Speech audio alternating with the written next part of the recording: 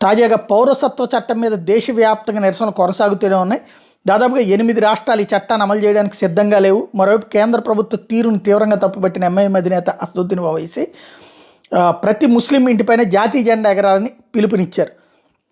ఆ త్రివర్ణ పతాకాన్ని ప్రధానమంత్రి మోడీ, హోంమంత్రి అమిత్ షా చూడాలని కోరారు. పౌరసత్వ చట్టం ద్వారా ముస్లింలను అణచివేయాలని కేంద్ర ప్రభుత్వం ఎత్తుగాట్లు వేయడం సరికాదని ఆయన వ్యాఖ్యానించారు. చాలా మంచిది. ఈ విధంగా నన్ను మోడీ మీద కోపంతోనన్నా, అమిత్ షా మీద కోపంతోనన్నా, ప్రతి ప్రార్థనా స్థలాల మీద, ప్రతి ఇంటి మీదన జాతీయ పతాకం ఎగరవేస్తే హ్యాట్స్ ఆఫ్ చెప్పచ్చు. ఆ విషయంలో తప్పేం లేదు. రెండవది, పౌరసత్వ చట్టం అన్నటువంటిది ఇక్కడున్న ముస్లింలకు ఏ విధంగా కష్టం వస్తుంది, నష్టం వస్తుందో ఆయనే చెప్పాలి.